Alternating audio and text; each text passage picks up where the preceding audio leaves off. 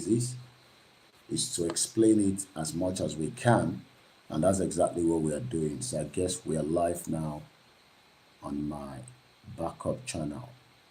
I believe so. Mokibabawa Professor Adebanji Akitoye, the leader of the Yoruba nation. Yeah, I think we're live here now, so I can see myself now. First and foremost, today in Belfast, starting from 1600 hours, our host and many others will be entertaining a celebration of an icon, Godfather promotion in conjunction with Musco International. Cordially invite you to join us to the official birthday party of Chief Sunday Adeniyi Adeyemo Igbowosha that will be taking place in Belfast, where we are currently today, 20th October 2024. The venue of the event will be at Glen Park Bar, 14/16 at Donye Road, Belfast, BT 14 7 Delta Alpha, at exactly 1600 hours up to 1 a.m. This is powered by Mama Bobo Africa that we visited yesterday, Yetunde's Kitchen, Mobax Oil and Gas, Mr. No Boring Dulik, Tumba Cargo and Money Transfer. For the RSVP, call Sir Collie on 0744 8846 or you can speak to Godfather on 074 8895 That is going to be happening later on, and that's the reason why we are currently in Belfast. So in case the Ebajomo Yoruba and you just want to appreciate Igbowo for the work he's doing and the work we are still doing, join us at 1600 hours, which is approximately 4 p.m. local time in Belfast. So, NT Obalasiko Lati Darapomawa. The next week, Thursday, Oshupa will be playing as well for Oyegbo in Germany. So you can join them as well there in Tier 1 in Germany. But right now, the focus is still about our Yoruba Nation self-determination campaign. Assalamu alaikum, Mokeyin Tiege Esin Musulumi. I am not yet sitting on a daily basis because of your religion. I care less whatever your religion is. Your religion is your own cup of tea. My concern is that the stolen birthright that belongs to us has nothing to do with anybody. Yoruba come first is what I'm fighting for. Problem. I don't give a monk.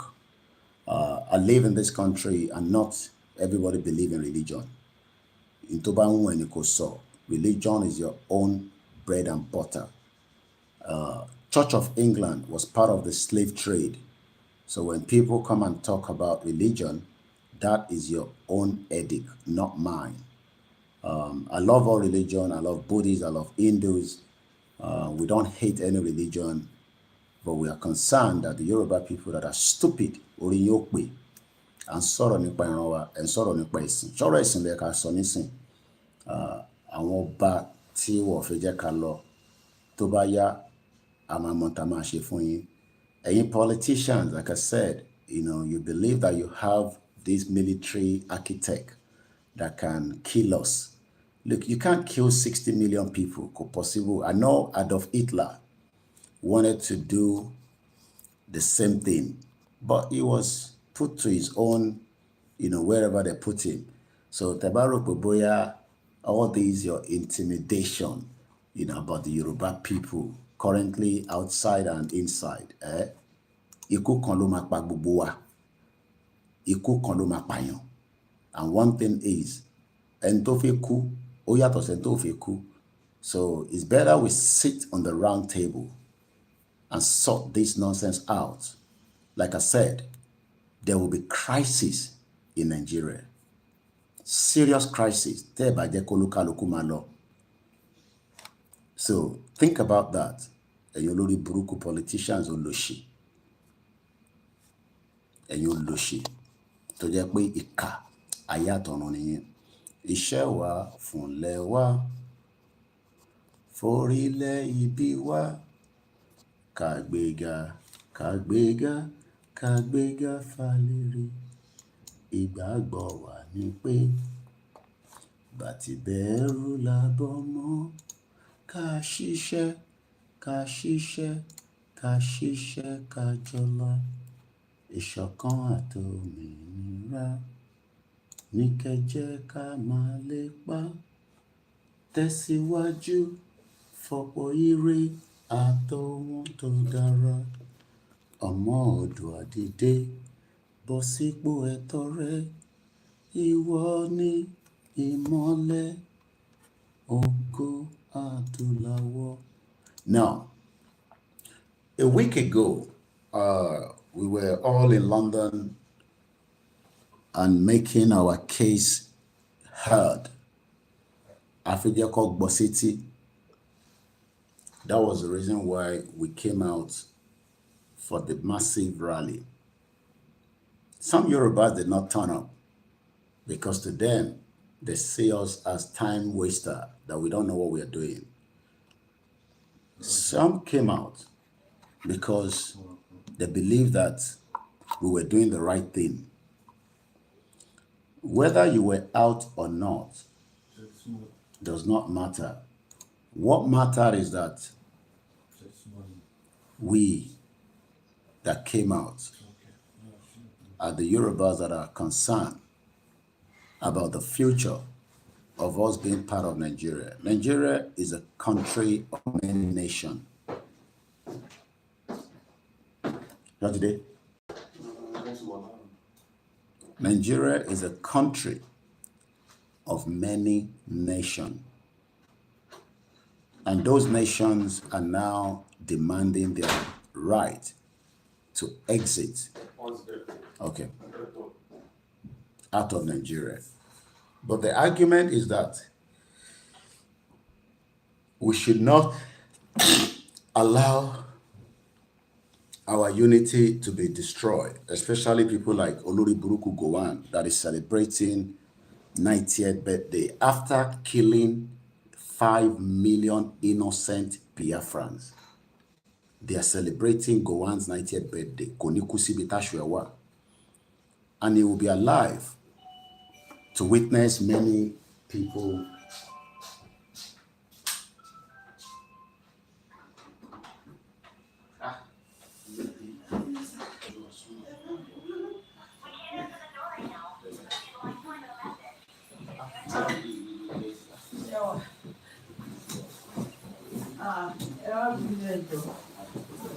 Oh, jeez.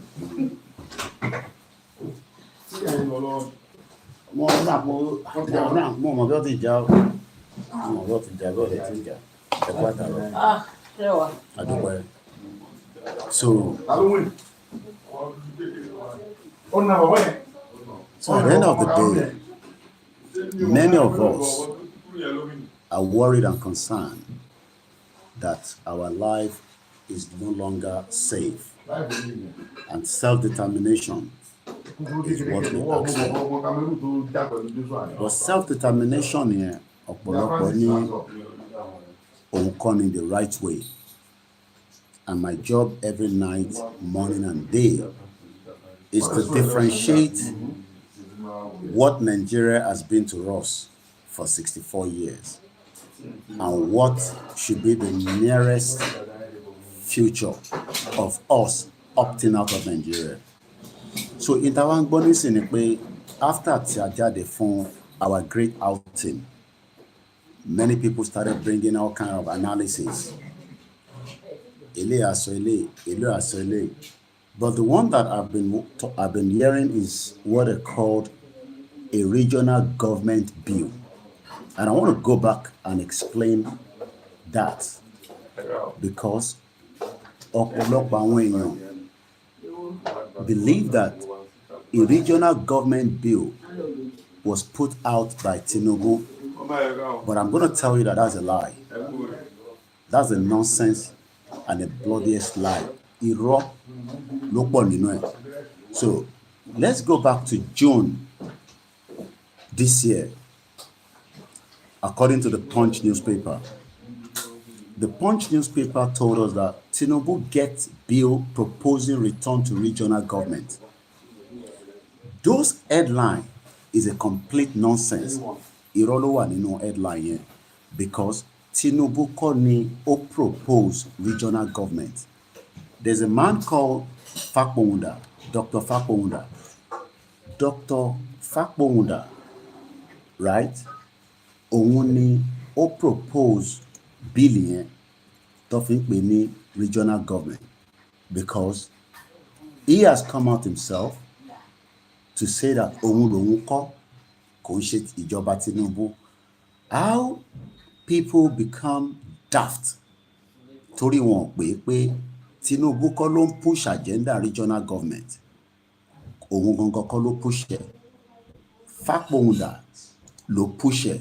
So there's another headline on the Premium Times, and that headline says, why èmi Fakbohunda, I am pushing for government structure reform bill, tó ń pè ní draft. Ìyàtọ̀ tó wà níbẹ̀ ni pé Tinubu kọ́kọ́, ìjọba Tinubu tàwa náà òun kọ́ ló propose regional government. Aráàlú kan, citizen tó ń pè ní Dr. Fakbohunda, kí lẹ fẹ́ sà? Tájà ẹlẹ́lẹ́.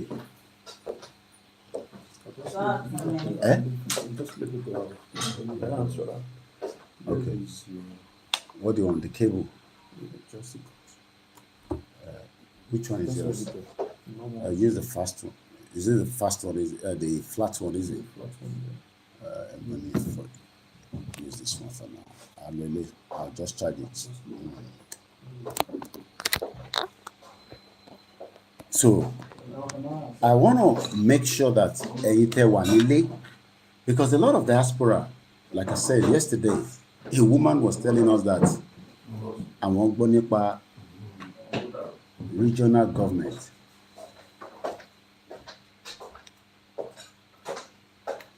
Okay. Is this an Android phone or iPhone? Lele? Ṣé iPhone lele àbí Android?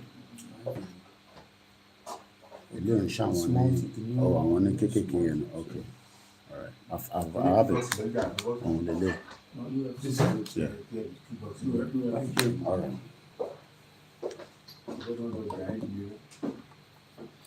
I'm not been on your one.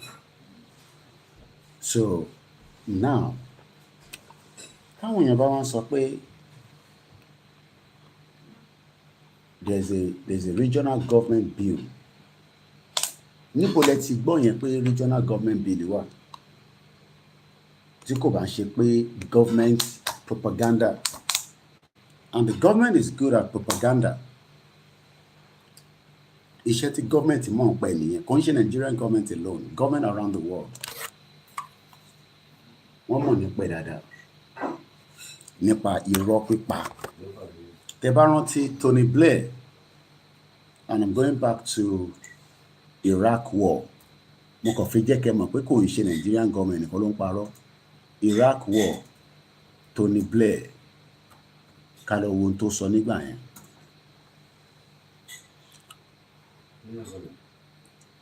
Ní 2016, why did Tony Blair go to war in Iraq?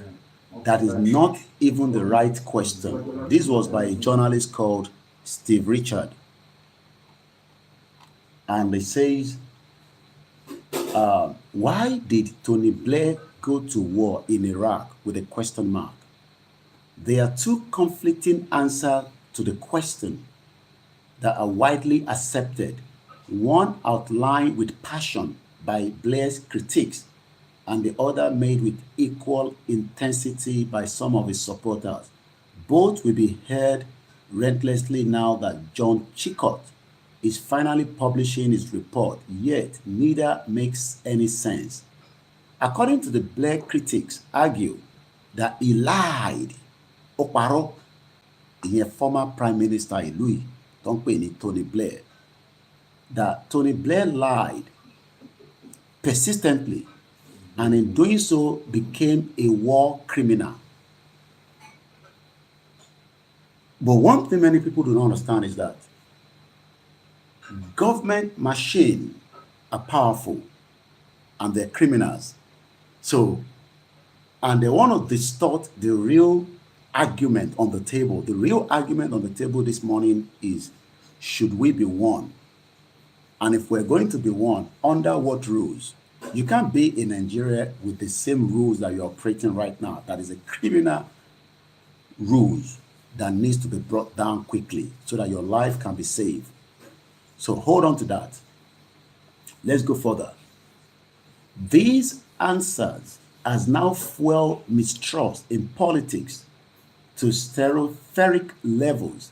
If Tony Blair lied, that is the former Prime Minister of the UK. If Tony Blair lied to send soldiers to their fatal death, it is hardly surprising that in recent months, voters did not believe a Prime Minister warning that the consequences of BRICS exit would be there.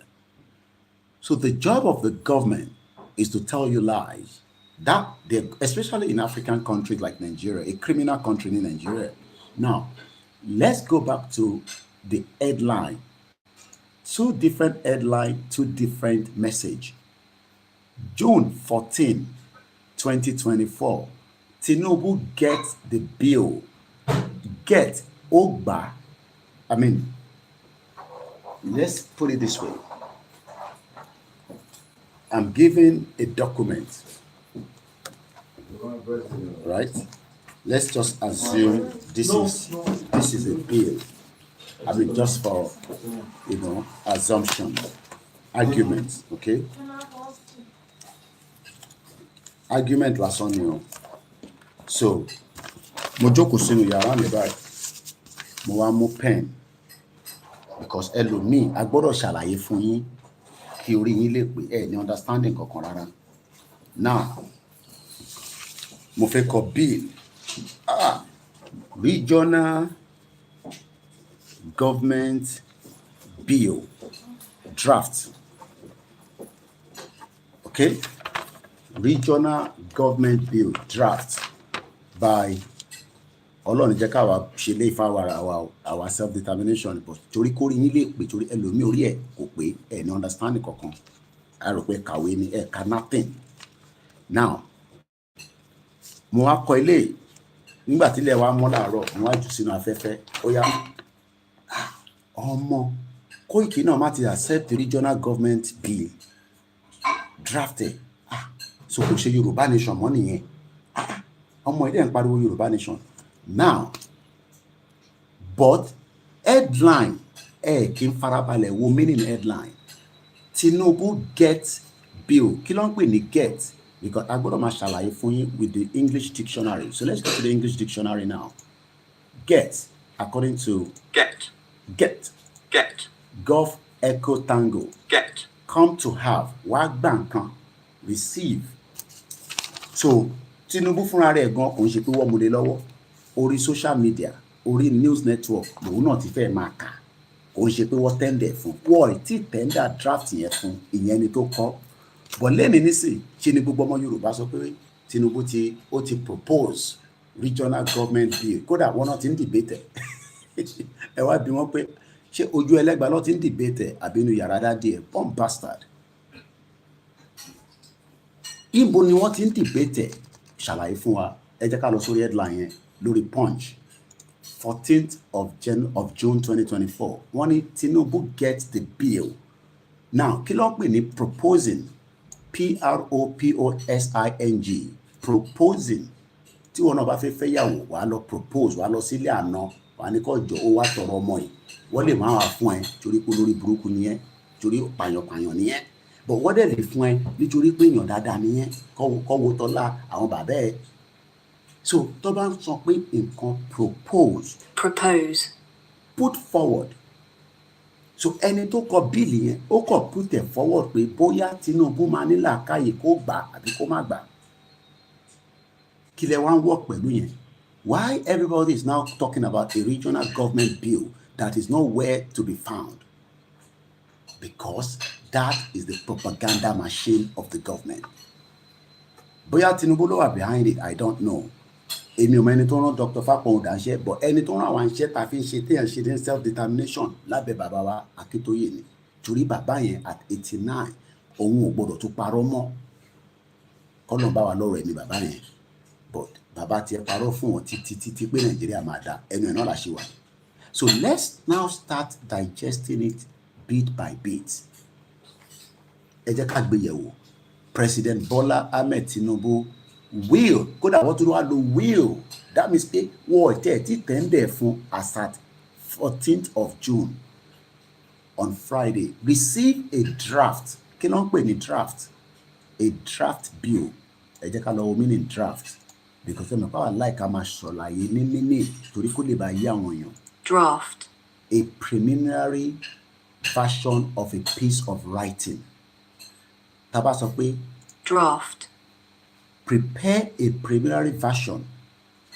Tí president bá fi wá sọ̀rọ̀ níta, wọ́n ti máa ń prepare wá ṣoríṣiríṣi draft. Wá ní kó kà, àwa yọ ilé kúrò náà, wá yọ ilé sí. Ìyẹn làwọn olóṣèlú fẹ́ mọ̀ kí ni olóyè gbé lọ sí number 10 Downing Street.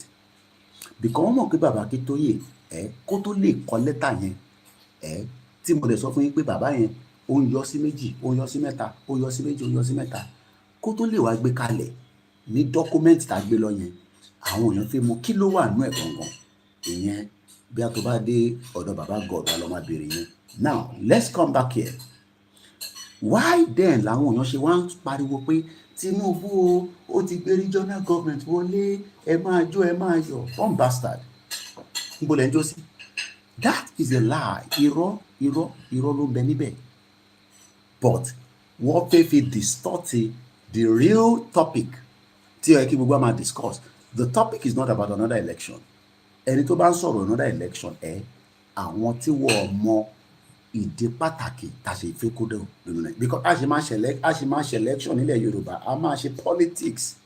A kò ní ṣe politics àmàlàtẹ̀bà tá à ń ṣe lọ́wọ́lọ́wọ́ nísìn. Because politics tá à ń ṣe nísìn kò respect citizen. Kò fún citizen ní ẹ̀tọ́ ẹ̀ gẹ́gẹ́ bí aráàlú láti máa lọ dọ̀bálẹ̀. Àwọn ìyá arúgbó lọ máa jókòó síwájú ilé government house ẹ̀sán pension níwẹ̀ jọ ṣé bó ṣe jẹ́ kó rí nìyẹn. Now let's look further into the discussion. The proposed legislation, mọ̀ kí mo ti sọ pé propose yẹn ẹ jẹ́ ká padà sí meaning ẹ̀ lẹ́ǹkan sí. Propose. O lè yọ oríṣiríṣi kúrò nínú ẹ̀. Suggest, ká gbé yẹ̀wò. But a gbé Yorùbá nation self-determination, a gbé yẹn yẹ̀wò. Ẹ ṣe gan-an ẹ̀gbọ́n ọlọ́àbá aṣọ ilé ẹ̀kọ́ àdúró sí wa.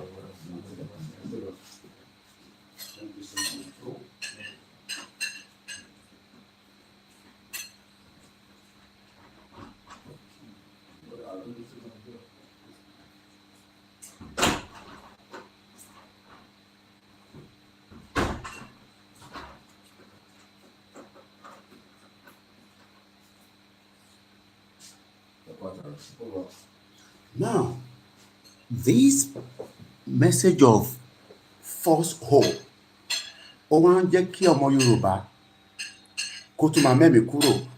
I am not even talking about àwa tá ti gba Yorùbá nation. Ẹni tó gba Yorùbá nation ṣe nínú wọn wá dùn pé Koiki ti sọ fún yín pé Tinubu máa fún wa ní regional government, but Tinubu kọ́ ló kọ regional government yẹn. The reason why we are talking kò jẹ́ ká máa sọ̀rọ̀ regional government rárá, but as at àná ìyá kan ṣì ń sọ fún mi pé Tinubu ti gbé regional government wọlé, kódà wọn náà ti ń debate mọ́ orí channels wo lọ ti rí yẹn wọ́n lè sọ, because that is in táwọn èèyàn sọ síta tó ń pè ní propaganda machine government nìyẹn. Now let's go back to the article article tí mò ń kà yìí ó wà lórí Punch newspaper. Headline is Tinubu get bill proposing return to regional government. Return to regional government. Kò tí accepted. Àwọn House of Assembly wọ́n ẹ̀ tí rí inú pépà bẹ́ẹ̀mi náà ṣe ń kà làwọn náà ṣe ń kà was farabalẹ̀ fẹ́ gbọ́dọ̀ dáadáa kò síbi kankan tó ti ń debate bí ṣe máa ń sọ̀rọ̀ báyìí because it is just a propose and it's a draft. Now let's read further. The proposed legislation authored by a chieftains of a Yoruba social cultural association Afenifere. Now what in Baba break it down because one you are authored tí yàn bá kàwé bàbá tító ìkọ̀wé kan nísìn àwọn ni author ìwé yẹn the history of the Yoruba people. Now ṣé orúkọ ta fẹ́ gbé jáde nísìn ni orúkọ ẹni tó propose ẹni tó ṣe agbátọ bí regional government yẹn bó ṣe rò pé ó gbọ́dọ̀ jẹ́ kò ń ṣe pé Tinubu àtàwọn ẹmẹ̀wẹ̀ ló jókòó lọ ní ká lọ ṣe regional government wọn pọ̀rọ̀ yẹn yé wa díẹ̀díẹ̀. So there is nowhere today that Tinubu himself requested, submitted that we have a regional government. So if you are still one of those Nigerians that think that, oh, Tinubu has proposed, it was never and it is not Tinubu that did the propose. It was a man called Akinfakpomunda. And that name is different from Tinubu. So, níbo lẹ ti wá ń gbọ́ regional government tí Tinubu ṣe. Oh my God. You can see why we have to sit down day and night láti máa ṣe àwọn èèyàn wa lọ́kàn pé ìlú yẹn is the worst country you can ever think of. Let's go further. Arákùnrin tó ń pè ní Akinfakpomunda yìí àwọn wà nínú ẹgbẹ́ tó ń pè ní Yoruba Social Cultural Association tí a mọ̀ sí Afẹ́nifẹ́re. Mo wá mọ̀ bóyá Afẹ́nifẹ́re ti bàbá Fáṣọ̀rántì lọ́wọ́ wà àbí ti bàbá wa Adébánjọ ẹ ṣé gan-an mi. But this man is a member of Afẹ́nifẹ́re. Àwọn kan wò lọ́kàn ara wọn pé bóyá òun ní ọ̀nà àbáyọ. There's nothing wrong with in táwọn sọ, but tẹ́ bá ṣì ní ṣe regional government, you are still in Nigeria. Instead that you are proposed for regional government, gbogbo wọn ò ṣe béèrè fún the right thing lẹ́ẹ̀kan náà. Ṣe rí pé ọgbọ́n fi dá wa dúró sínú wàhálà because regional government yẹn ní àgbà lọ́wọ́ Gẹ̀ẹ́sì ní 1959 tá fi lọ ṣe election tó fi fún wa ní Western region, Eastern region, Northern region kó tó di pé wọ́n dàrú. So in tó dàrú nígbà yẹn wọ́n wá ní ká padà síbẹ̀. Ṣé ẹ rí pé àwọn èèyàn wọ̀n ní làákàyè nígbà tí a ti wá realize pé no a ní láti padà sí regional government, we should demand a full autonomy. Kí ló ń pè autonomy? Ká gba agbára padà sílẹ̀ Yorùbá. Wọ́n ní no ẹ jẹ́ ká gba agbára yẹn but ká ṣe máa support wọn ní center bomb bastard àwọn ọ̀rọ̀ fi máa support ní center àwọn tó ní kankan because wọ́n mọ̀ pé omi tó ń bẹ ní ilẹ̀ Yorùbá yẹn wọ́n gbọ́dọ̀ fẹ́ lò ó fún àǹfààní ara wọn.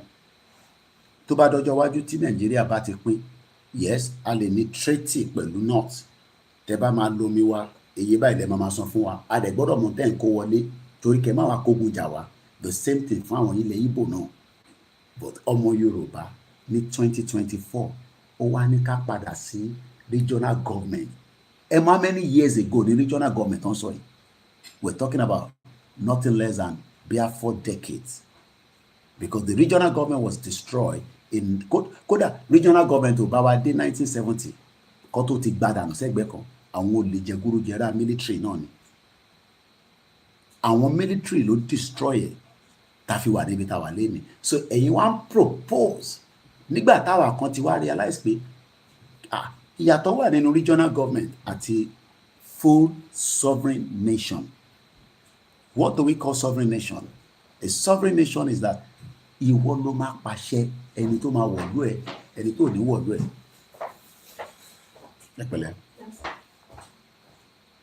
Which one makes a good headline? Yoruba self-determination or Yoruba regional government? So you still want to wọ́n wá ní no, Koiki bá ṣe máa ṣe ni pé a bá ti gba regional yẹn, àwa máa fi yẹn push towards the agenda of Yoruba nation. Why do we need to go through that route when we can take our right, our birth of right, lẹ́sẹ̀kẹsẹ̀? We take the full autonomy, ìyẹn máa jẹ́ ti tọ̀dọ̀ tiwa. We will have the same level of protection and support for the people, and we will have a good neighbors. Ẹ jẹ́ ká lọ wo àwọn ìlú kéékèèké tó wà láyìíká wa. Ẹ jẹ́ ká lọ wo Niger as an example. Niger right now, níbi tí population wọn láàárọ̀ yìí, gbogbo population wọn is 26 million. Wọ́n bí Tinubu dá kó attack Niger. Ẹ gbọ́ mi. That is the kind of what we need now. Káwa náà lè ní the right láti kọ́kọ́ defend ilẹ̀ wa, because tí ẹ bá ti defend ilẹ̀ yẹn kó padà sọ́wọ́ wa, táwa ní regional government, bàbá náà ọlọ́pàá tiwa gan sẹ̀, ká ní sójà tiwa gan sẹ̀, wọ́n máa ṣe compromise àwọn olè tó wà láàrin wa. But tá bá ti gba full autonomy, government wa gbọ́dọ̀ represent wa. That is the first key. If our government fail to represent us, there will be problem for them. Nema òun ni capital of Niger. And as I speak to us today, ẹ̀wọ̀n tí Niger fi America tó fi pàtó fún wọn. Wọ́n renegotiate ayé wọn through a government to believe in the value of the system of the citizen, even though it could be military. I will need the military. We need a full civilian Yoruba government. But bí ọmọ Yorùbá ṣe wọ́n ronú ni kò yé mi. Àwọn ní no, ẹ jẹ́ ká kọ́kọ́ gba díẹ̀, ká tó gba full. No. Why do you want to take small when you can take it big? It's because àwọn tó ń kọ́ kíní yẹn, they are part of the distractors. So ibi tó yẹ káwọn ọmọ Yorùbá máa gbọ́ self-determination. Okay, ẹ̀rọ tí wọ́n ní Tinubu máa fún wa ní state police. Lola Aswani, you will not get that. So let's go back to the discussion. This bill was put together by Akin Fágbóhùndà. Abuja ló ń gbé. Tẹ́ bá rántí tí Ayílógé fi sọ pé kí bàbá tó wà ní Benin Republic, Fágbóhùndà wà l'Abuja, ṣé ìkọ̀kan náà làwọn méjèèjì ń sọ̀rọ̀ lé lórí? Bàbá Akíntóyè ń sọ̀rọ̀ nípa self-determination, full autonomy. Ṣé Fágbóhùndà wà ní làákàyè ju bàbá Akíntóyè lọ? Ìbéèrè ni o. Ṣé Fágbóhùndà tó draft bíìlì ṣó ní làákàyè ju bàbá Akíntóyè lọ? Ọmọ ọdún mélòó ni Fágbóhùndà? Bàbá wo lọ wò bọ̀ kò tó bàbá Akíntóyè lọ́jọ́ orí. Bàbá Akíntóyè dẹ̀ ti ṣe Second Republic nínú Nàìjíríà, wọ́n mọ̀ pé ó lè náà ni. Ó lè ní system yẹn. So why is people like that trying to disturb us? Because it's a complete distraction. It's a total distraction to put our mind away from the reality. The reality is we should all be demanding for a full Yoruba autonomy. No. Afẹ́yìn. Ṣé ẹ̀yin lẹ máa ṣe Yoruba nation fún wa? Ó ti gbàgbé pé government is run by the people, for the people, but not in the contraction you call Nigeria. Now, let's go further. A bill for an act to substitute the annexure to Decree 24 of 1999 with new governance model for the Federal Republic of Nigeria. A ní àfigbọ́ Nigeria mọ́ nínú ayé wa. Imagine, àṣewà jẹ́ regional, àwa tó wà nínú Nigeria. The same Nigeria that has killed 5 million Biafrans during the Biafra War. The same Nigerians that have destroyed the Yoruba culture. The same Nigeria tó gba èdè kúrò lẹ́nu wa, tó ní ká máa sọ èdè Gẹ̀ẹ́sì lọ sí China, kò wò bí èdè Gẹ̀ẹ́sì lọ fi hàn pray. Saudi Arabia lásán mẹ́yẹn wọ́n sọ English chua ní tó bá ti gbọ́ o lè gbé níbẹ̀, ní Germany, ní Finland, ní France, but wọ́n kọ́ àwa papọ̀, wọ́n kó wa sínú ògo, wọ́n ní ká máa sọ èdè Gẹ̀ẹ́sì, èdè lédè lọ sí Belgium ẹ ṣe bá mi. And this is the reason why tá a ṣe ń sọ fáwọn èèyàn pé nobody is fighting anybody. Àlàyé ni self-determination is a right, and last week ó ṣe pé 1 week that we went to number 10 Downing Street. So I don't want to give you too much and put my energy on this, but I just have to remind you that there is nothing called regional government bill right now as we speak inside the house. Now let's go further. The Punch, as reported last week, this was before this week, that the said bill was disowned by the House of Representatives, whose spokesman, Akin Rotimi, and the chairman committee on rules and businesses had not been listed for deliberation in the ongoing move to review the 1999 Constitution as amended. And you cannot amend something that is a fraud. That is number one. So when they're telling you, oh, we are going to amend the 1999 Constitution, the question is, what do you want to amend in a fraudulent constitution in the first place? Because evidence have pointed by many senior advocates of Nigeria that the 1999 Constitution, now amend, is a lie. So as we speak to you today, right, Fakbonda has just made a draft for regional government. That draft, yàrá ló wà, bẹ́ẹ̀ wà lórí social media, kò sí ní House of Parliament, àbí House of Senate àti House of Assembly l'Abuja. Kódà kò sí nínú state level. Gbogbo discussion tí wọ́n ń pè ní regional government orí atẹ́gùn ló wà. Bẹ́ẹ̀mi náà ṣe ń sọ yìí àtàwọn tó kù kò sí nínú Abuja níbi pé wọ́n debate. Now ẹ̀yin tẹ́ wọ́n sọ pé wọ́n náà fẹ́ ṣe regional government, inú bọ̀lẹ̀ ẹ̀yin ti gbọ́ yẹn. Stop listening to lies and propaganda. That is what the government is good at. So I just want to clear that quickly so that we can move forward. So again, yes, there was a regional government bill that was put together by a citizen, but not by President Bola Ahmed Tinubu, as many people have said.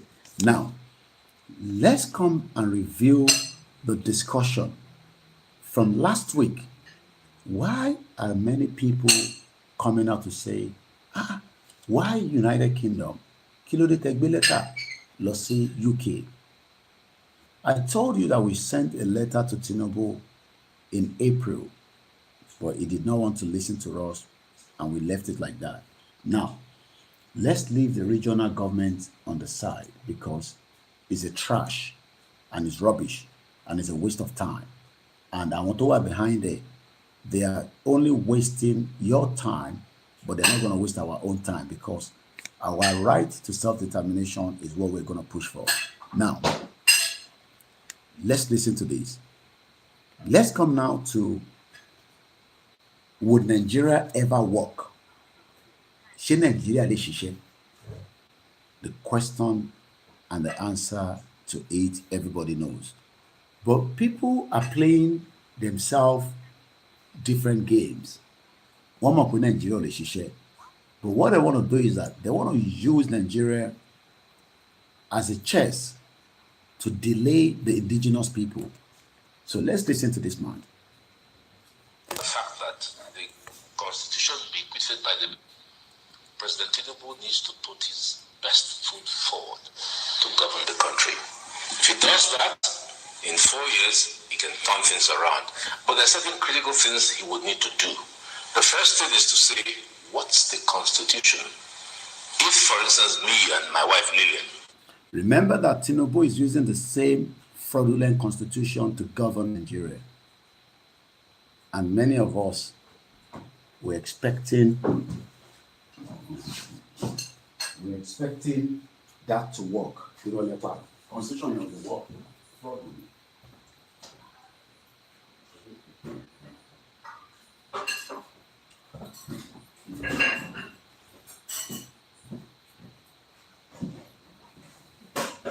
tí constitution yóò dẹ̀ ṣe lè work òun ni pé àwọn tó draft the constitution yẹn wọ́n drafted in a crafty way to pull us down. Lákọ̀ọ́kọ́, a ní state kankan ó ní resources lábẹ́. Governor kankan kò ní right láti penetrate, láti extract the resources and make it useful for the citizen in the state. So, the senior advocate of Nigeria, Agbakoba, ó wá ń béèrè lọ́wọ́ Tinubu pé ó sure pé constitution tí ó bá ń lẹ̀ yìí ló fẹ́ lò fi govern Nigeria. Ó máa le díẹ̀ o, ẹja gbọ́n tó sọ díẹ̀ sí. Don't agree in our marriage of 45 years, then we can't do anything. So the first thing that President Tinubu will need to do is to ensure that Nigerians all agree to be one country. Now, the first thing, lákọ̀ọ́kọ́, do Nigerians all agree to be one country? Ìbéèrè ni kò mú jàdání with a question mark. Do Nigerians all agree to be one country? Can you force people to remain one country? You can't. How? That is the first question we should be asking ourselves. Not go and vote election. Shut up. No, you can't tell anybody to shut up. At 40 plus, you'll be telling us to shut up. Killing me by that. The first question every politician should be asking now is, do Nigerians, because there's nothing called Nigerian, that itself is a fraud. British created that word, Nigeria, Niger area, níbi tó bí wà, by Lugard.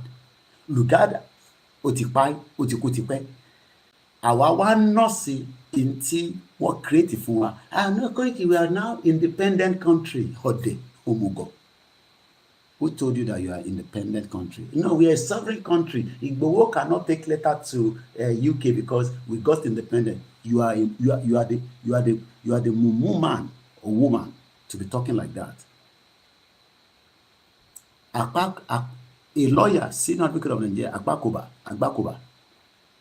This is the question that we should all ask everybody. Throw the question out, not be talking about regional government and force people together. Do Nigerians all agree to be one country? The moment 3 of them say we don't want to be one country, that means there must be a debate. There must be a deliberation. There must be a discussion. That is what they are avoiding. Table Lele, we sit on the round table.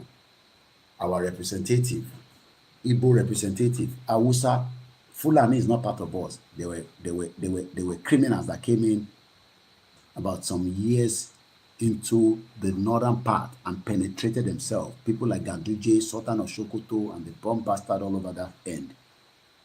Oh, I feel Jack Kawama. I feel crazy. My partner, he must have on. Right. And they want to deceive us. And that is what we have been telling our people. The question is,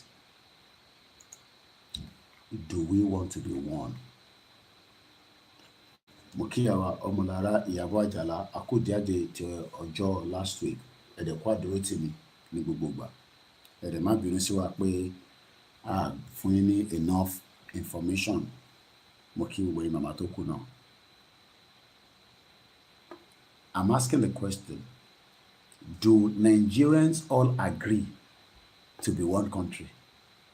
Even if it's 1% that disagree, that means there should be a deliberation. No, that 1%, government will crush you. You know, better for you now. Oko dear. The moment that 3, 5, 6, 1, 10, 1,000, 1 million people say, no, we don't want to be Nigerian, that means there is now a call for discussion. ọmọ àlè Yorùbá tó wá ń sọ fáwọn nísìn pé no, bẹ́ẹ̀ agree to be one, you must be one. Kò possible. Ó máa dogun gbẹ̀yìn ni. Ẹni máa kú, ẹni máa yè.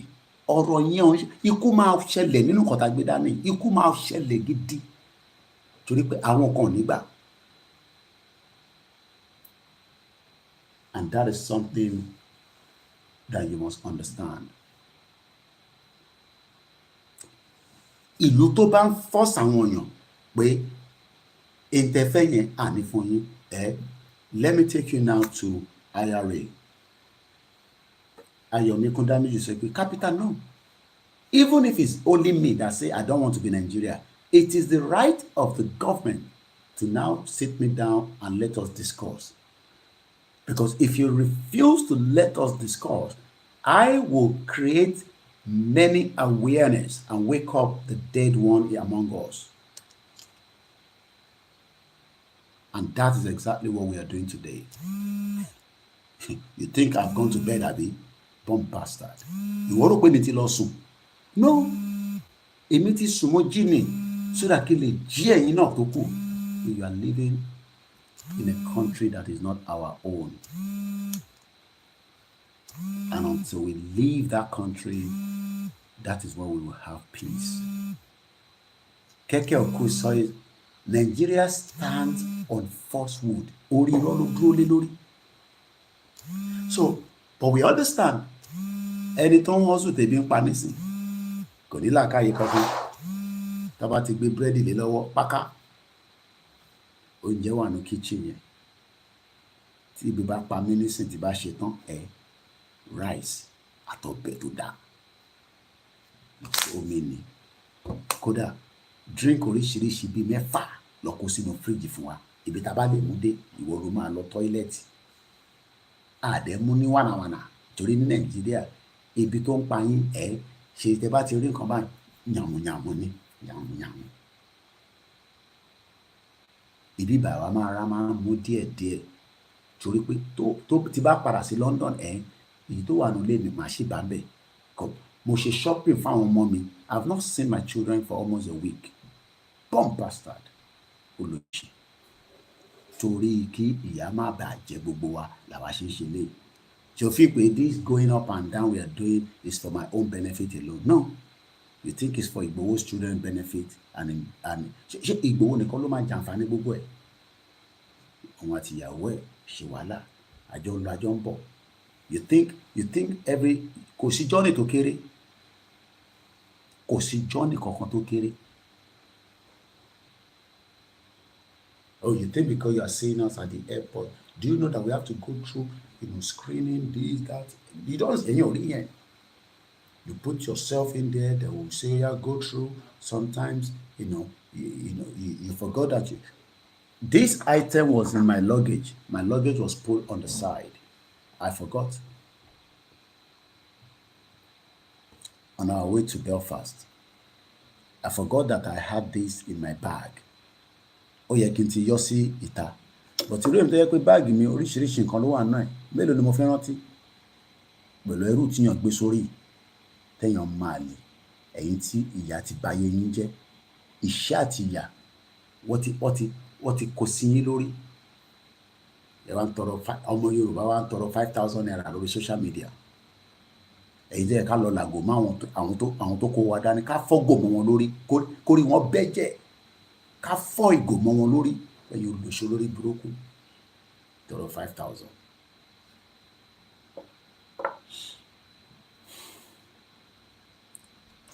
The question I'm asking, eléyìí gan ni màá fi ṣe headline nísìn. Do Nigerians all agree to be one? I have not even talked about the Biafra now. I'm still talking about Awarawa. Yes, we have Yoruba people that doesn't want us to be one. They want us to be Nigeria so that we can be nursing Nigeria on behalf of the West. Look, forget about àwọn Igbo tẹ́ ń pariwo mọ́. Some of you orí yóò pè rárá, bomb bastard. Àwọn tó ń jẹ Nigeria wọ́n ju Igbo lọ. But wọ́n ní tí yàn bá lè dé mọ́ òun náà ló máa mú.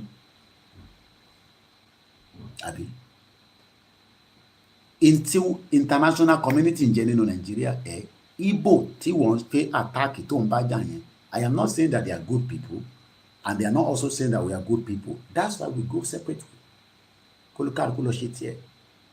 Tí bá fẹ́ lọ sílẹ̀ wọ kí lọ gba visa. Tí bá fẹ́ lọ kí ìyá mi nísìn, ìyá mi first bank, mo dẹ̀ ń bọ̀ ní Canada the next year, màá lọ gba visa. Canada have every right to reject my application. Wọ́n reject application yàn nílùú yìí.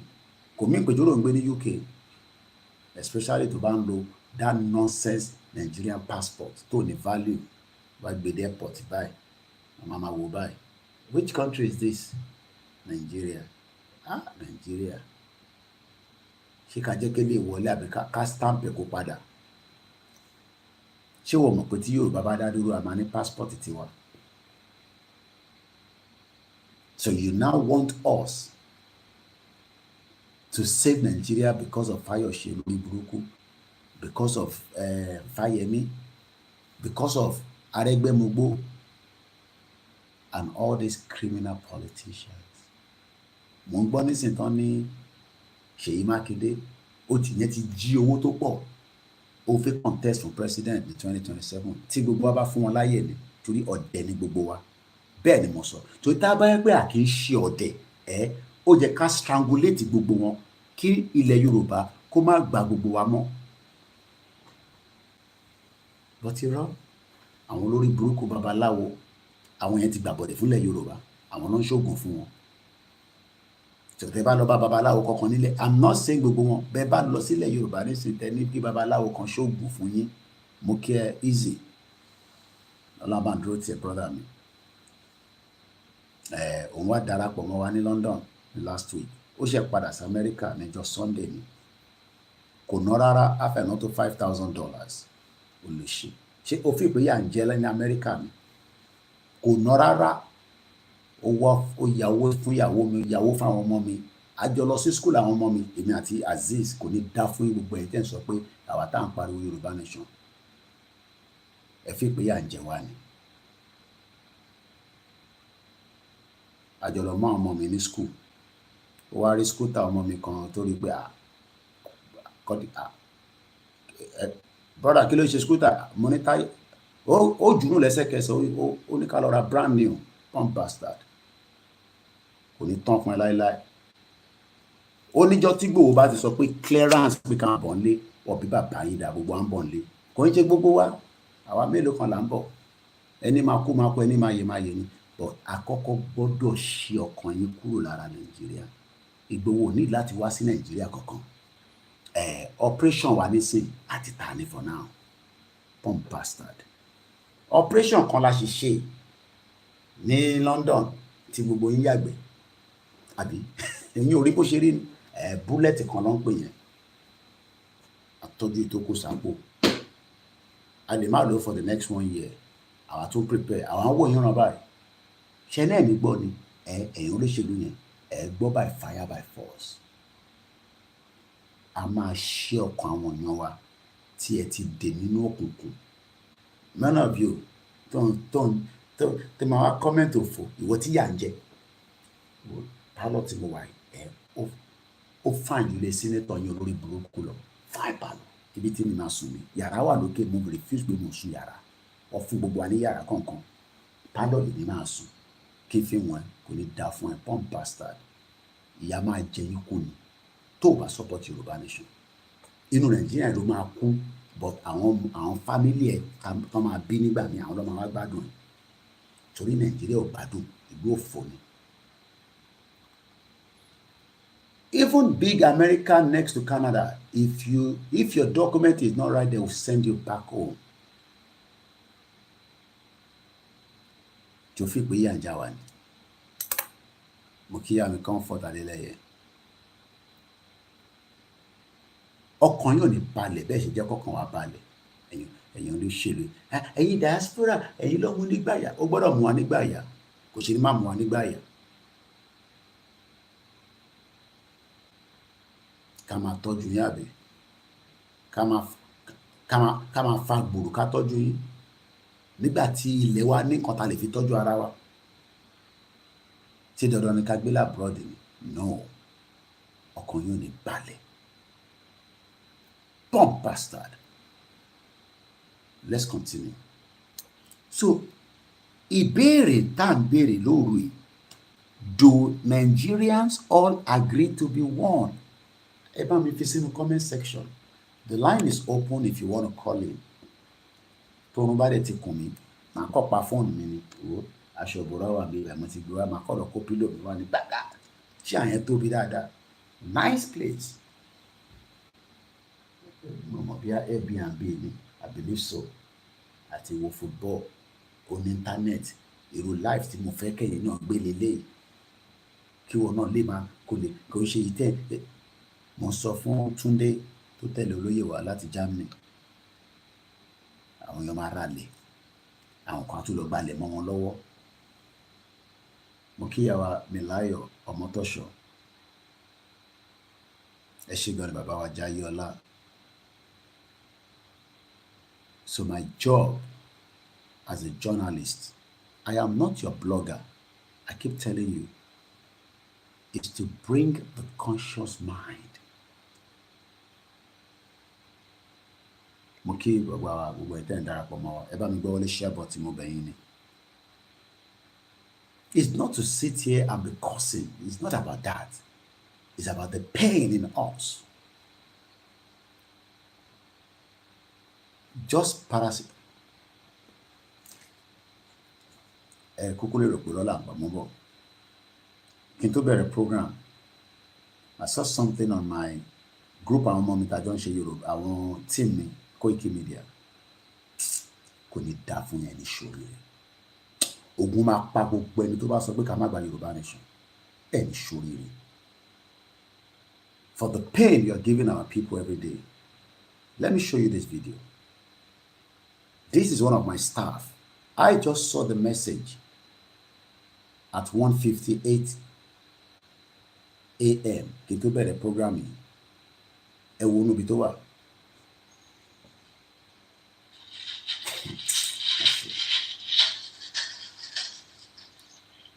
Inú darkness ló ti ń fún ní drip. Kan náà ọmọ tó ń bá mi ṣiṣẹ́ lélẹ̀, mo mọ tó ṣe. Ẹ̀rí hàn. Ẹ wo mi lé, bí anulé ló wà ní o, bí hospital ní bíbá inú kò tẹ̀ yé mi. Can you imagine?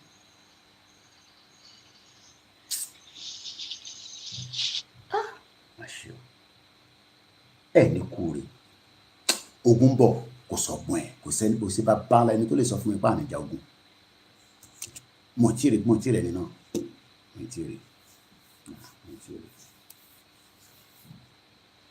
Tó bá jẹ́ pé London ló wà nísìn. Kódà tí bá gbé sínú ilé tí mò ń tọ́jú ẹ̀ ní London, wọ́n gbọ́dọ̀ gbé orí mi lọ sí court. Mo ní bí àbámu fi mú fóònù wọn lọ sí wípé fóònù wọn bẹ̀rẹ̀ wọn ń ṣáàjì. Ẹ pẹ̀lẹ́. Ẹkùnrin.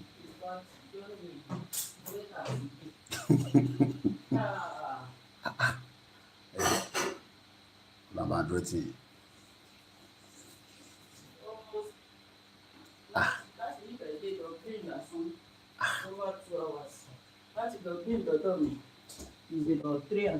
Kábíyèsí Elédùmarè o.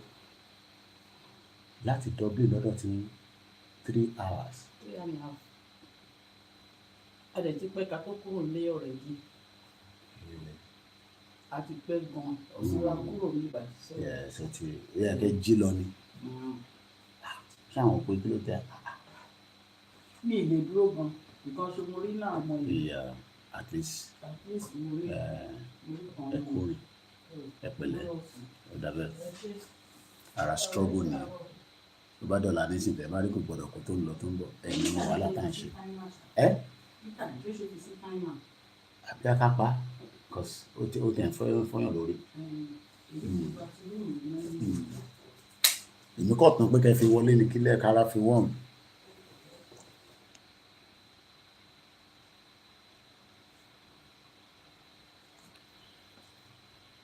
Ẹ wo níbi tó ti ń fún ní treatment.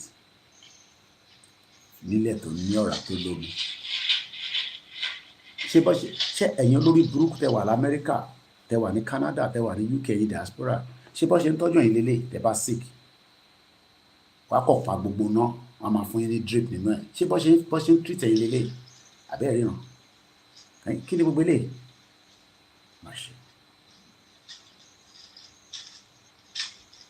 ẹ̀rí ó ń gba treatment ó wà lórí bí apákó ló wà ní àdánù mo tẹ̀wọ̀n bí hospital lélẹ̀.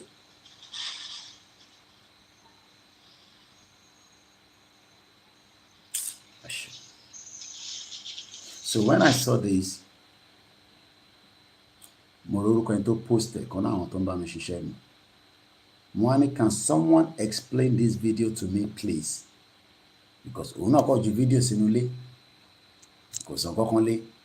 Bí ó ti kú ni, bí ó wà láyé ni, bí ó ní ìdówó ni, I don't know.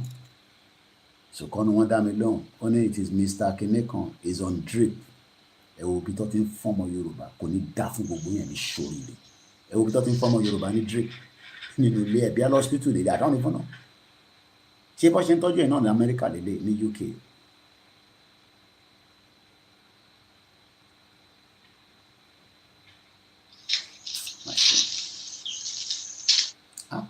Ti fìyà jẹ wá.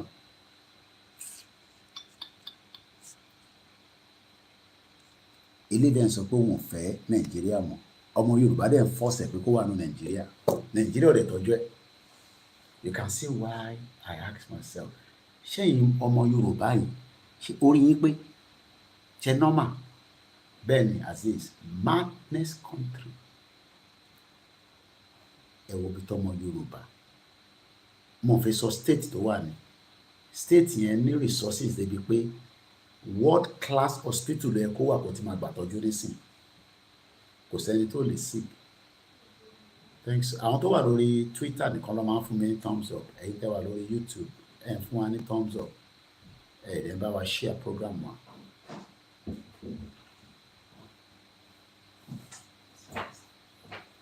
Mo ní bí ẹ̀wọ̀ fi mu lọ sókè ni. Bí ọ̀pẹ̀rẹ̀ gbàgbé ẹ̀. Lókè. Okay.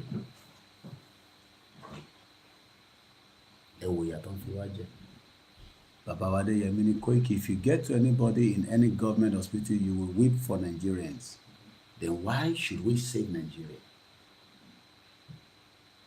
Why? Moki Baba Mikule Shita, mad people all over the place. And we sit here and people will say, shut up, shut up. Kill on Salem. As if I'm the one that is suffering. As if I am the one in pain. So I'll call him in the morning and see where we can help. I'm not here pé kẹwàá fún lówó. Mo ṣì ní owó tí mo lè send sí tílẹ̀ bá mọ́. I can take care of him and send him to a private hospital in the morning.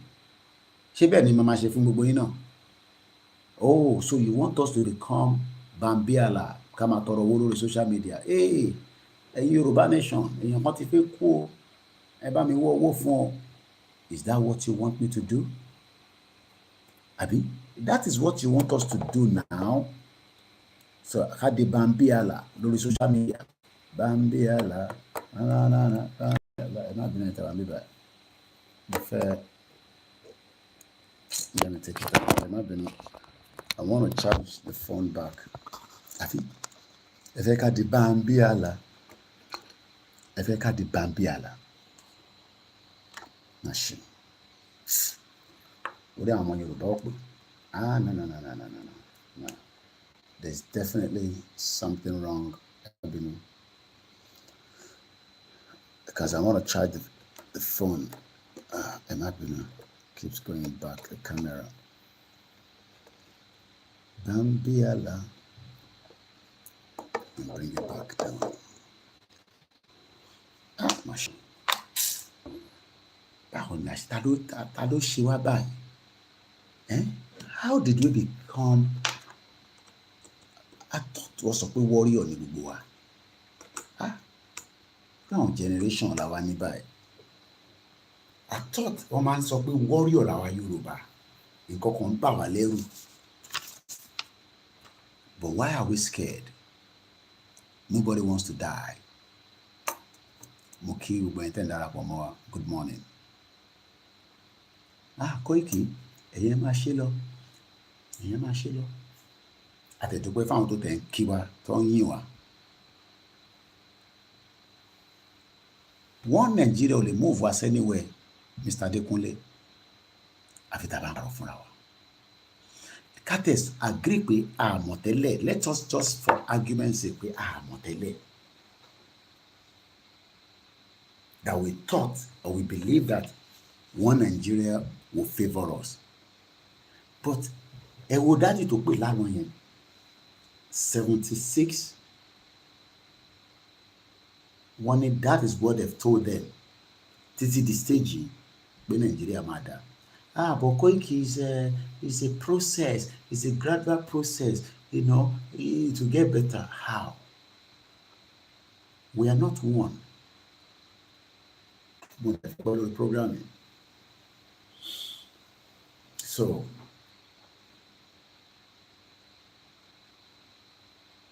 let us ask our representatives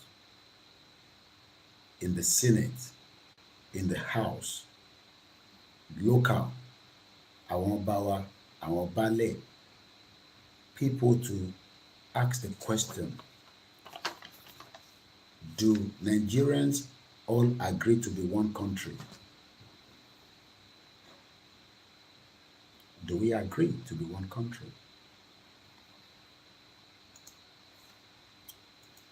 But we have not agreed to be one country. So let's go back and listen more to Agbakoba. Ẹ jẹ́ ká lọ gbọ́ Agbakoba lẹ́ẹ̀kan sí. Let's listen again. President Tinubu needs to put his best foot forward to govern the country. If he does that, in 4 years, he can turn things around. But there are certain critical things he would need to do. The first thing is to say, what's the constitution? If, for instance, me and my wife Lillian don't agree in our marriage of 45 years, then we can't do anything. So the first thing that President Tinubu would need to do is to ensure that Nigerians all agree to be one country. You recall that Bolage asked those two questions. Do we want to be one? It's not by force. If we want to be one, how? We haven't answered those questions, which is what. If we want to be one, Tabafe Jeyokon, how? Okay, we want to be one Nigeria. How? With this federalism? Oh, no, with regional. No, with restructure. What we need now is self-determination, the inalienable right for us to be free. Let's go further. Why I told President Agbabi of the Senate that it has taken 23 years to solve the problem of the Constitution. And I urged him, in conjunction with President Tinubu, to resolve the Nigerian constitutional question now by inviting the owners of Nigeria. The owners of Nigeria, mark you. The owners of Nigeria. Look, Sharia àpọ́nlé ni gbogbo ìta ṣe ń ṣe America, nobody. Mo kí ìyá wa Oyèlámì Abọ́sẹ̀dé káàbọ̀ mọ́. Mo kí gbogbo ẹ̀yin tẹ́ wà lórí ìjókòó. We don't want to be sitting there and make it look like this platform, you know, is not a violent platform. But the fact remains is that we need to wake our mind out of Nigeria.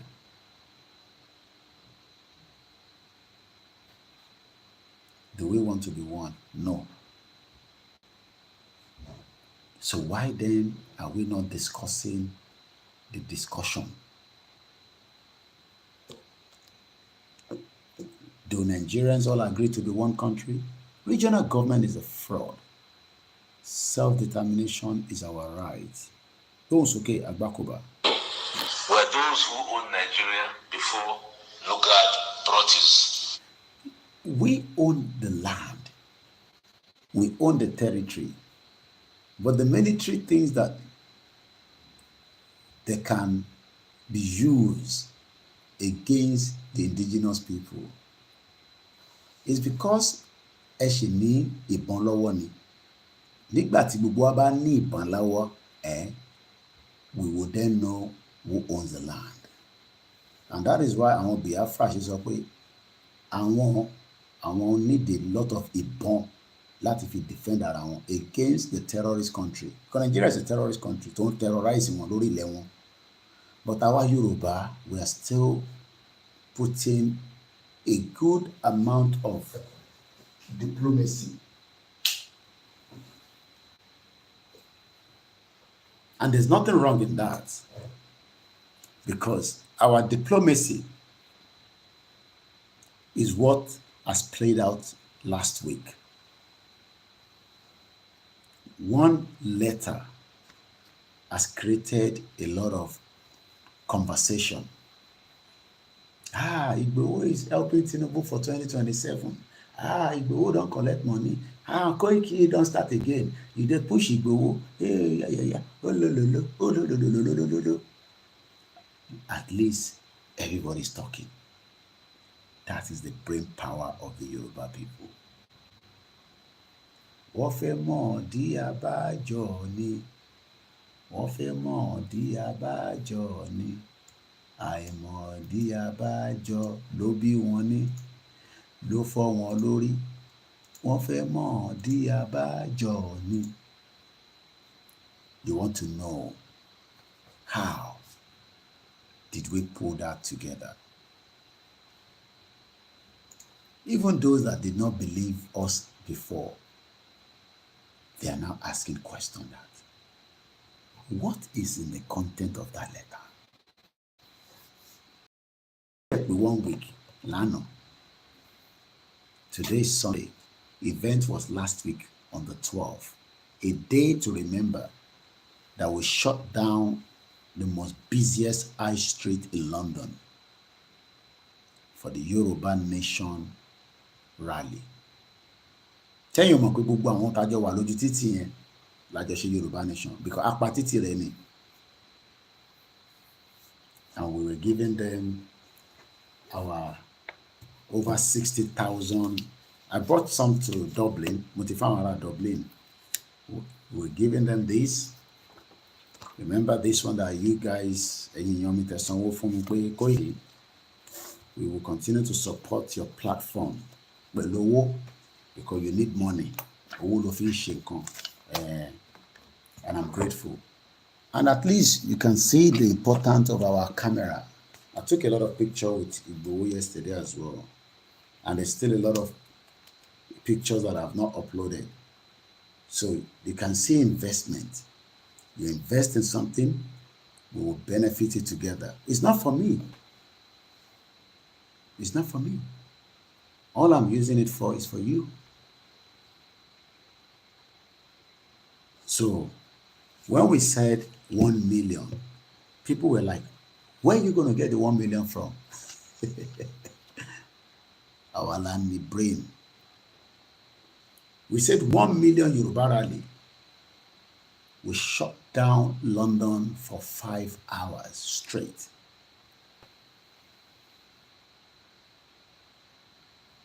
From 10 o'clock, when we all assembled, there were nothing less than 5,000 police on duty on that day. Nothing less than 5,000. There was an helicopter that was put on the top to monitor the ground all the way through to Nigerian High Commission. They barricaded the Nigerian house because they were not sure what Koiki and Igboho wanted to do. They were scared.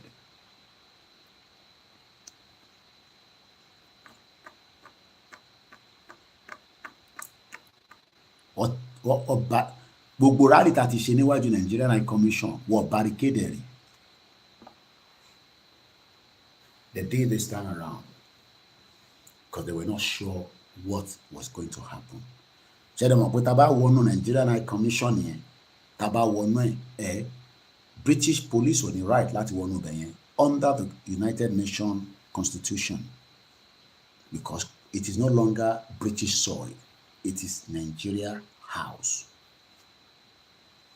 Maybe that was the reason why they barricaded the whole place. What they can lọ síwájú ẹ̀, wọ́n barricaded ilẹ̀. Ọ̀pá títì yẹn rẹ̀. That road táwa yẹn, ibẹ̀ ni bus 91 Marty Longton. Wọ́n divert gbogbo ẹ̀. You can see that it was a 1 million rally, if not more. Because kò ń ṣe Yorùbá nìkan lánàá fẹ́ jẹ́ kó gbọ́ Yorùbá nation. And that is just one out of the two, because two things played out that day. Then you know. Nǹkan méjì ló play out níjọ́ yẹn. Apá títì rẹ̀. Àdẹ̀gbé lẹ́tà lọ sí Downing Street. Kódà àwọn Biafra wọ̀ tí ṣe ń ta ṣe yẹn. Nigerian community ò tí ever ṣe tí a ṣe yẹn. Ẹni kọ́ fún yín ní evidence. At least èmi ti wà nínú system yìí for 25 years. So what more do you want? Àìdẹ̀ tí yìn ìbọn. Ìtàṣì rubber bullet ni. Because àwa la ní làákàyè. Torí a ní ọ̀jọ̀gbọ́n torí ẹ̀ pé tó ń pè ní Professor Adébánjí Akíntóyè. So ẹ̀yin tẹ́ ń sọ àhesọ ẹ̀yin dákẹ́kẹ́ shut up tẹ́ bá mọ̀ tẹ́ kẹ́ sọ.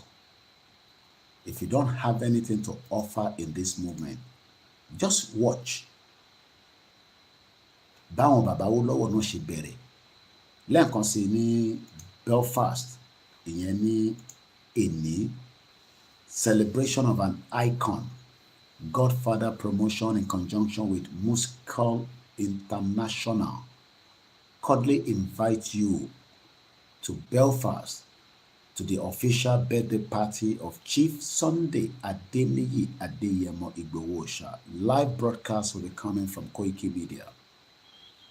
Venue, Clean Park Bar, 14 to 16 Adonye Road, Belfast, BT 147DA, Sunday the 20th of October 2024, from 4 p.m. to 1 a.m. Powered by Mama Bobo Africa, who were there yesterday. Mukiawa Mama Bobo. Yetunde's Kitchen, Mubak's Oil and Gas, Mr. No Boring Dulek, Tomba Cargo and Money Transfer, RSVP Sarkoli on 07444884643 Godfather 0748895333565. Celebration of an icon. Then on Thursday next week, Oshukbama playing in Germany. All details you can check online. We're grateful to Dr. Chief Sunday Igboho for standing firm for the Yoruba people at this very difficult time. I think I can do half an hour more and then we call it a day. Let's go back again to this video.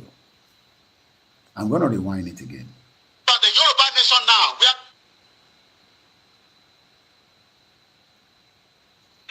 amalgamation in 1914. Call them in. These are the people. President Tinubu needs to put his best foot forward to govern the country. If he does that, in 4 years, he can turn things around. But there are certain critical things he would need to do. The first thing is to say, what's the constitution? If, for instance, me and my... Okay, I didn't start my Facebook. That's strange. So I start Facebook. Wow. I was wondering I had one phone left here. So I'm looking for myself on Facebook. I can't find myself. Interesting. So we're only live on one Facebook. I want you to miss Lale. She's going to hear me comfort Adeleye. We are blessed with Baba and CSI. May the God Lord spare their life for us and everyone standing firm. Eshigoni, my grandma. I didn't remember we didn't start it. So I'm going to post it later anyway, so that's fine. So we post it from the other Facebook. Moki Bubua. I know some Yorubas are like, oh my boy, you waste time work, you get out. Abi. So for 4 years ago, we àwa gan gbádùn lórí mídíà yìí a máa jẹ mú kan lẹ̀ bẹ́ẹ̀ bá ti ń sùn màmá jí yín. And now your expectation, and Mama Bobo gave us a nice ẹ̀wà gọ̀yìn. Ọmọ only the best in the whole of Belfast. Mama Bobo restaurant. Thank you so much, and I look forward to seeing you tomorrow and many of you from Belfast. Let's listen to Abakuba. We're just about 28 minutes to the end of the program. My name is OLAYOMI KOIKI, popularly known as Koikimedia, bringing the world closer to your doorstep. Coming up to 4 a.m. in the morning from Belfast, a very quiet town with less than population of 400,000. Awala ni siagbeyin, ojú ló ń kán ìbòjí, òòrùn ń bọ̀ níbẹ̀. Èmi dẹ̀ mọ̀ pé ìjà tá gbé dání Ọlọ́run ṣe lọ́wọ́. Bí èmi gan ṣe ń rò, Ọlọ́run ní má yọrọ ẹ lẹ́nu Koikimedia. Ọwọ́ ara wọn ló máa fi ṣera wọn. Àwọn olóṣèlú wọ́n máa tú àṣírí ara wọn síta tí ọmọ Yorùbá máa ní ha Koiki àti Ìgbòho àti bàbá Akíntóyè dẹ̀ sọ bẹ́ẹ̀. Láti àná ó ti dìjẹ́ta nísìnyí àti dé sí Belfast. The hospitality has been fantastic. Mo kí ìyá mi olórí Èkó, mo kí Kentos, mo kí gbogbo àwọn ìfẹ́lódùn àpapọ̀, mo kí bàbá wa wòrò ṣàṣà, mo kí YSDM, mo kí Àjàgùn, mo kí gbogbo ẹ̀yin màmá wa tí láǹfààní àti wá fún ìwọ́de tá a ṣe ní last week. Àtẹ̀yìn tí fún ìdíkan àbí ìdíkejì bọ́ọ̀sì lọ já yín sí Trafalgar Square, gbogbo plan yẹn wọ́n change ẹ̀ mọ́ wa lọ́wọ́, ẹ má bínú sí wa. The next outing that I'm proposing, again is a proposal, is to have a town hall meeting. Igboho will be there as usual, but it will be planned. There are some other things that they are working on, but I've not been told to reveal yet. You cannot kill Yoruba nation, or possible. You can castigate us. I was even given their Abi, when the wallet me offer me 20, well, not offer me more change it. Because I wanted to have the £20. If you not pay me £20 to be low, so that my name will see London. So yesterday I swapped £20 for the Belfast money. Both you want to read the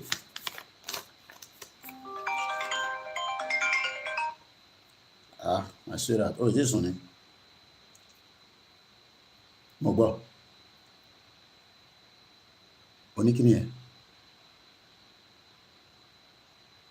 Oh, what you done? Wow. Oh, today New York, brother. Okay. You know what life? I sure what okay or not jelly.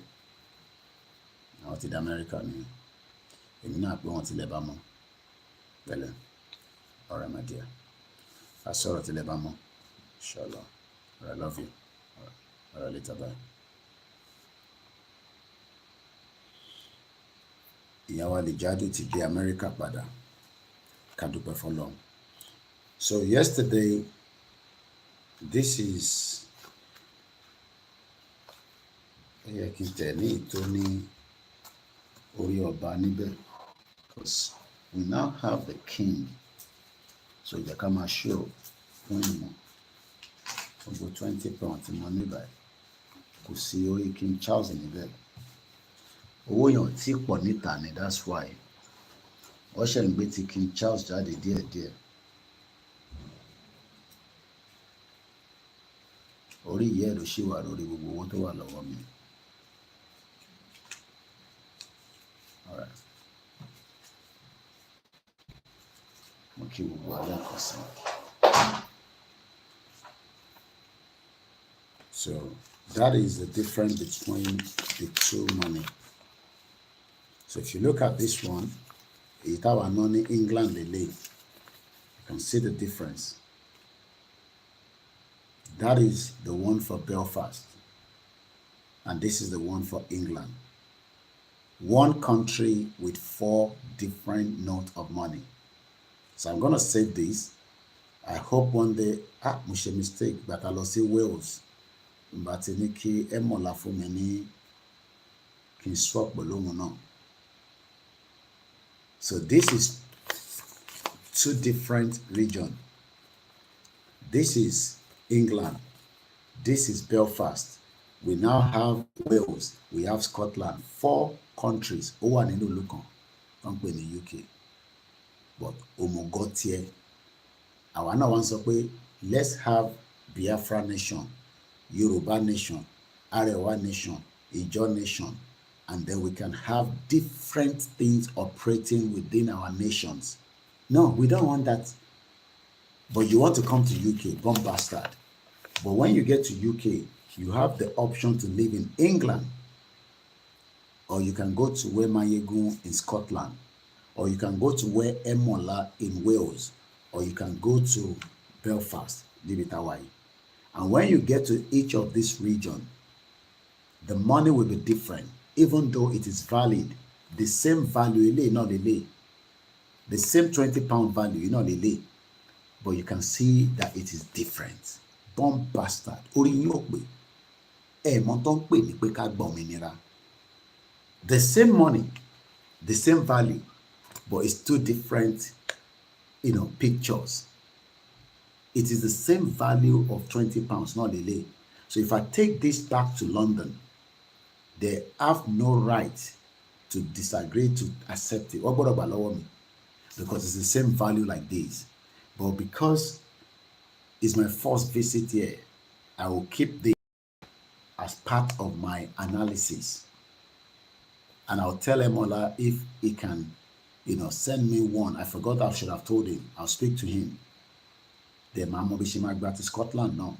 Ma pe baba mi Emmanuel Stephen. Koba mi send the eyo kan sí mi. Shetiri yato. One country called United Kingdom, and they have 4 different pictures of currency. Same value. But stupid Yoruba people torí ní òpè. Tẹ́ ní làákàyè. Ẹ̀ ń bá Ìgbòho jà. Ìgbòho ní làákàyè jù ilẹ̀ wá ní kò kàwé. Ẹ wá ń sọ pé kò kàwé. One country called UK, but 4 different picture rate of the currency. This is the one for England. You can see it clearly in the video. Aberi, you can see it. You can see it. Belfast ló wà lókè, England ló wà nísàlẹ̀. The same way tá bá fẹ́ lọ gbá football. Belfast go, Scotland go, Wales go, England goes. And you are now expecting British government to give you a country. No, they're not going to give us a country. But we can inform them and tell them, look, I want the right to self-determination. And they must respect. So,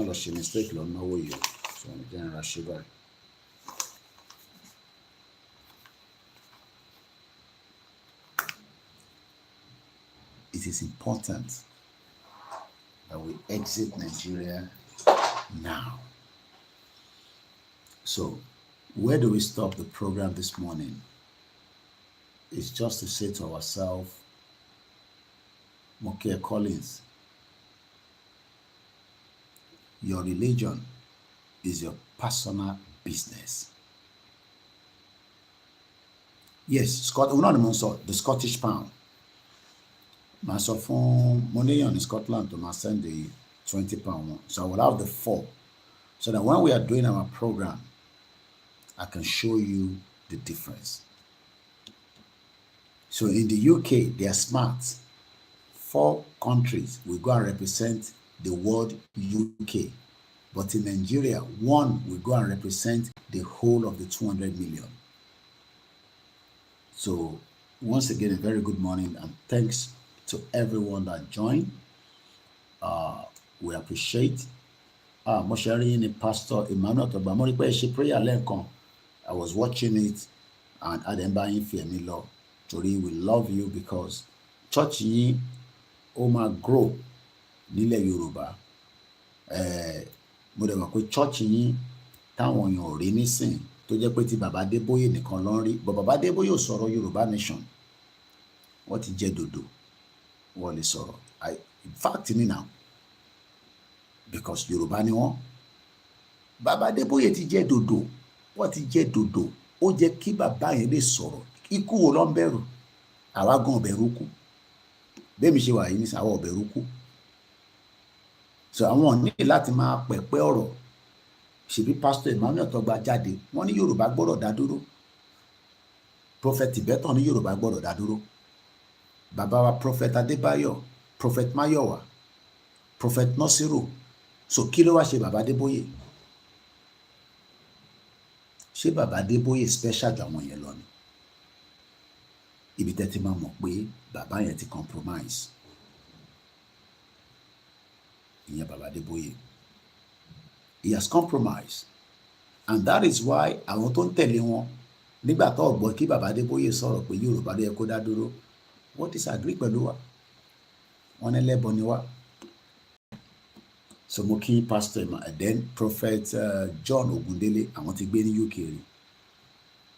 So mo kí Pastor Emmanuel Togba. Pastor Emmanuel Togba dẹ̀ ti ń sọ àti bàbá wa Prophet Tony Nigeria is a galloping in Nigeria.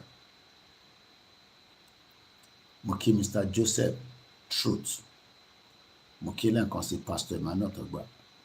Mo wá kí gbogbo àwọn pastors wa náà tó jẹ́ pé àwọn young can àti gbogbo yín tá yọ ẹnì kankan sílẹ̀.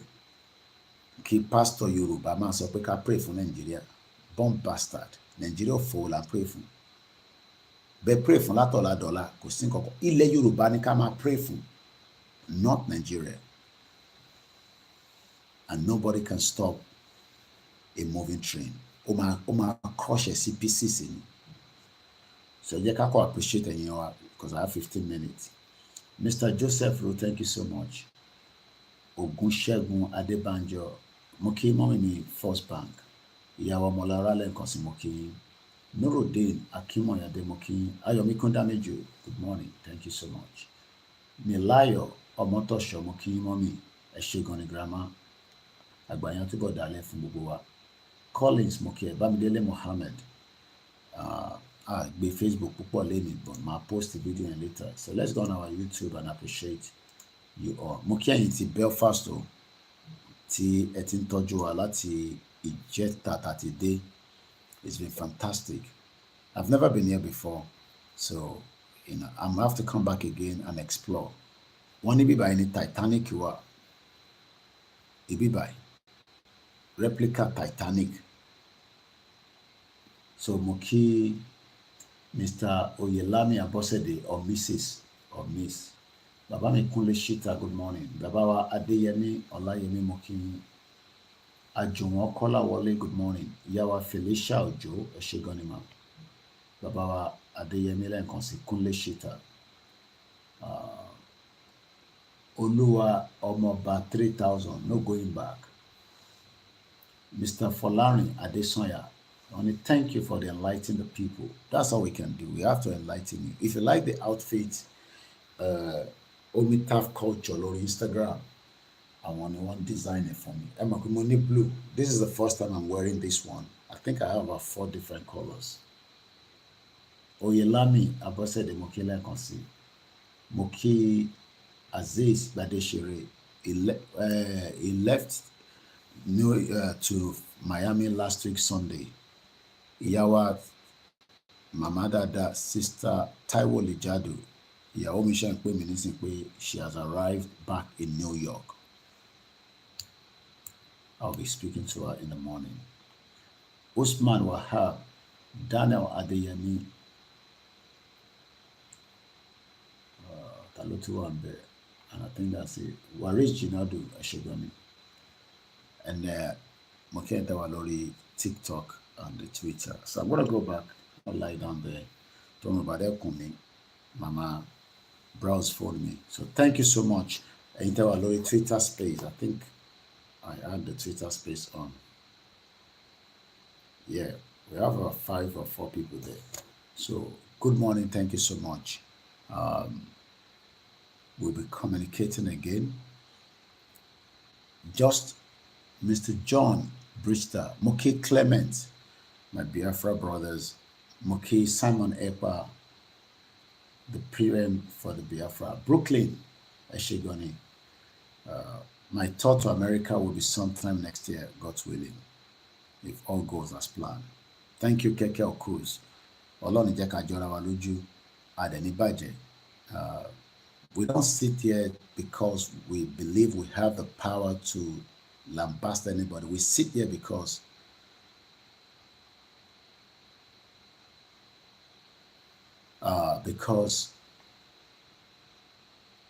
the country called Nigeria has failed every single one of us. And we're going to exit it, whether they like it or not. We're all going to exit it together. Moki Baba Jayola and the rest of you. But when them out to or not Moki, Koikimedia bringing the work closer to your doorstep. Yoruba will be free from the bondage of the British fraudulent amalgamation. Those of you on the Twitter, thank you so much for watching as well. America election is getting closer. Quite an interesting time to be alive. I don't know who is going to be the president, but we look forward to see what happens. Iṣẹ́ wa fúnlẹ̀ wa, forílẹ̀ ibi wa, kàgbéga, kàgbéga, kàgbéga fàlérí. Ìgbàgbọ́ wa ni pé bàtìbẹ̀rù làbọ̀ mọ́. Ká ṣiṣẹ́, ká ṣiṣẹ́, ká ṣiṣẹ́, ká jọlá. Ìṣọ̀kan àtòmìnira ní kẹ́ jẹ́ ká máa lépa. Ìtẹ̀síwájú fọ̀pọ̀ ire àtòhun tó dára. Ọmọ Oòduà dìde, bọ́ sípò ẹ̀tọ́ rẹ. Ìwọ ni ìmọ́lẹ̀ ògo adúláwọ̀. Àwa ni ìmọ́lẹ̀ ògo adúláwọ̀.